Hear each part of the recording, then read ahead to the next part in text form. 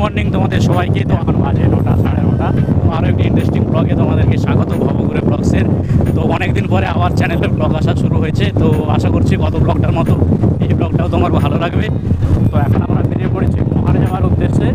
তো মহাড় মধ্যপাড়ায়, ঠিক আছে, সবংয়ের মহাড় মধ্যপাড়ায় মাছ ধরার সময়, পুকুরে জাল দেওয়ার সময় প্রায় 10খানা বোম উদ্ধার হয়েছে। বোম ফাটাতে যাচ্ছে, মানে ফাটাবো মানে আমরা ফাটাবো না, ফাটাবে বোম স্কোয়াড, থাকবো আমরা, মানে আমরাও ফাটাবো।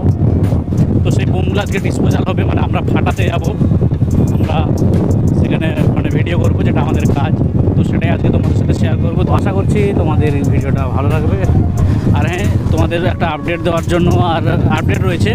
তো সেটা হচ্ছে যে ভোট ঘোষণা হয়ে গেছে, তোমরা সবাই জানো। তো আজ থেকে রেগুলার তোমরা ভিডিও পাবে, কারণ এখন আমাদের কাজের চাপটা খুব বেশি থাকে। তো কীভাবে কাজ করছি না করছি সব কিছুই তোমাদের সাথে আজ থেকে শেয়ার করা শুরু করবো। 6ই জুন পর্যন্ত প্রত্যেক দিনের ভিডিও মানে তারপরের দিন পেয়ে যাবে, ঠিক আছে। তো আশা করছি সব ভিডিওগুলো তোমাদের ভালো লাগবে।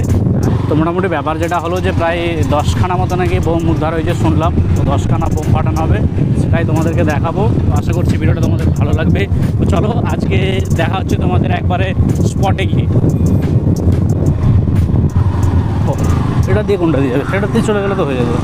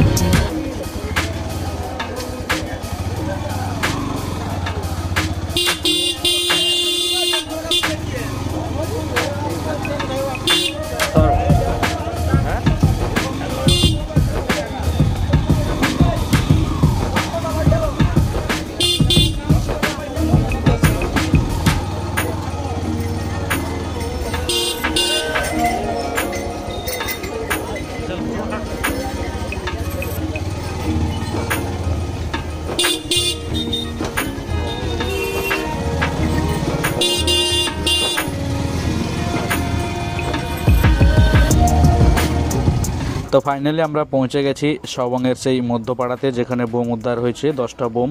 তো সেই বোম টোম সবই তোমাদেরকে দেখাবো। তার আগে গ্রামটা দেখো কত সুন্দর নিস্তব্ধ এবং পরিবেশে ঘেরা। তো গতকাল যেহেতু বৃষ্টি হয়েছিল, তাই গ্রামটা কত সুন্দর দেখো, সবুজে ঘেরা, চকচক করছে, মানে সবুজ অরণ্য চারদিক থেকে ঝরে পড়ছে। এই হচ্ছে জঙ্গল একটা রয়েছে গ্রামের মধ্যে। তো জঙ্গলের মাঝখানে একটা ছোট্ট মাঠ রয়েছে, তো সেখানেই সেই বোমগুলো ডিসপোজাল করা হবে। তো আমরা পৌঁছানোর আগেই সেখানে অলরেডি তোমার বোম স্কোয়াডের, সিআইডির বোম স্কোয়াডের মেম্বাররা উপস্থিত হয়ে গিয়েছিলেন। এই যে দেখুন, সেখানে তাদের মানে প্রাথমিক পর্যায়ের কীভাবে কাজ হবে সেটা নিয়ে আলোচনা চলছে। আর এবার বোমগুলো দেখো, ঠিক আছে, এই হচ্ছে বোম, অরিজিনাল বোম।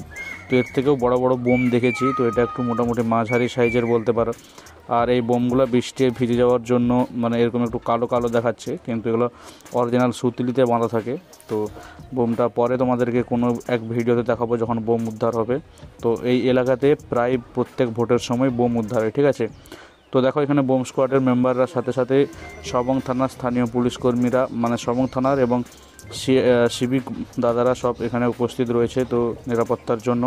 আর দেখুন এই যে সিআইডির যারা কর্মীরা এসেছিলেন, তারা মোটামুটি পুরো বিষয়টা খতিয়ে দেখছেন। আর সিআইডির এই যে ড্রেস যেটা পরে, বম স্কোয়াডের মেম্বার যে ড্রেসটা পরে, এইটাই তার মধ্যে ড্রেসগুলো রয়েছে, এবং বাকি সরঞ্জাম যেগুলো তারা ওই গ্রামবাসী এবং স্থানীয় প্রশাসনের ওখানকার লোকেরা মানে সাহায্য করছে সিআইডি মেম্বারদের। দেখুন 4জন না 5জন মোটামুটি সিআইডির বম স্কোয়াডের মেম্বার এসেছিলো। তো তারা সবাই এই সরঞ্জামগুলোই বোম ফাটানোর জন্য নিয়ে যাচ্ছে। তো বোমটা কীভাবে ফাটাবে সেটা তো তোমাদেরকে দেখাবো। তার আগে দেখো ড্রেসটা পরার পরে এই যে বোমগুলো বালতির মধ্যে রাখা ছিল, সেটা যেখানে ফাটানো হবে, মানে একটা মাটির গর্ত করা হয়েছে, সেই গর্তের ভেতরে ওদের সব সরঞ্জাম রেখে কিভাবে ফাটানো হয়, তো সেইভাবে ফাটাবে। তো কীভাবে ফাটায় সেটা আমি জানি না, ঠিক আছে। তো পরে কোনো এক ভিডিওতে তোমাদেরকে অবশ্যই দেখানোর চেষ্টা করবো যে বোমটা ফাটে কিভাবে। তো দেখো মোটামুটি এইখানে কতটা নিরাপত্তার সাথে কাজ করতে দেখতে পাচ্ছ তোমরা। বোমটাকে ওখানে শুয়ে পড়ে, যিনি বম স্কোয়াডের মেম্বার রয়েছে, তো শুয়ে পড়ে ওই নির্দিষ্ট জায়গায় রেখে দিচ্ছে, তারপরে বোমগুলো ফাটাবে, ঠিক আছে। তো দেখো বোমগুলো মোটামুটি রাখা হয়ে গেল। এবারে ড্রেসটা উনি খুলে ফেলবেন, তারপরে কিভাবে বোমটা ফাটানো হচ্ছে সেটা তোমাদেরকে দেখাবো। আর এই ড্রেসটা প্রচণ্ড ভারী, আমি নিজে হাতে দিয়ে দেখেছিলাম, প্রচণ্ড ভারী, ঠিক আছে।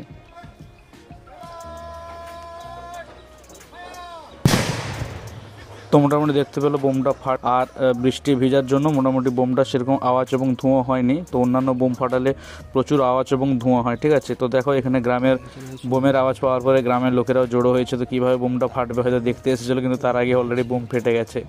তো এবারে বাকি যে মানে তোমার ওই ক্র্যাকার্সগুলো থাকে আর কি, মানে শব্দবাজি যেগুলো, তো সেগুলো কিছু অবৈধ উদ্ধার হয়েছিল, সেগুলোকে নষ্ট করলো।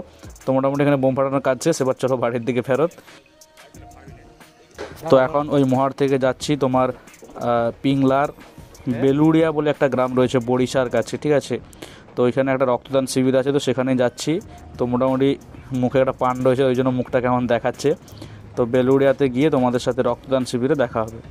তো মোটামুটি রক্তদান শিবিরের খবরটা কভার হয়ে গেল। এবার যাচ্ছি বাড়ির উদ্দেশ্যে, মানে জলচকের দিকে। তো জলচকে শশাঙ্কদা বললো সে তার একটু বাড়িতে ঢুকবে, তো বাড়িতে চলো যাওয়া যাক। তারপরে বাড়িতে কিছুক্ষণ থেকে তারপরে মুন্ডুমারির দিকে যাব। তার আগে বাইকের ভিউটা তোমরা এনজয় করো।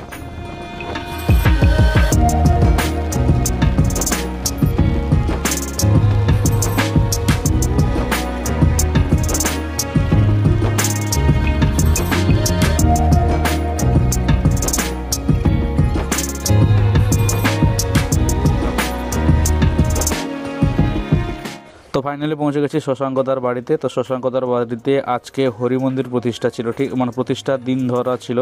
তো বাড়িতে একটা পূজা হয়েছে, খাওয়া দাওয়ার ব্যাপার ছিল, কিন্তু অলরেডি আমরা রক্তদান শিবিরে খেয়ে এসেছি, তাই আমরা বাড়িতে খাবো না। তবু অনেক করে পায়েস খাওয়ার কথা বলেছিল, কিন্তু পেটে কোনো জায়গায় ছিল না যে মানে কোনো কিছু খাওয়ার মতো, ঠিক আছে। তো জাস্ট খেয়ে ওইটুকু আসতে প্রায় 15-20 মিনিটের মতো সময় লেগেছিলো। ওইটুকু টাইমের মধ্যে কি আর খাওয়া যায়, তাই আর খেলাম না। তো ফাইনালি মোটামুটি আজকের মতো কাজ হয়ে গেছে।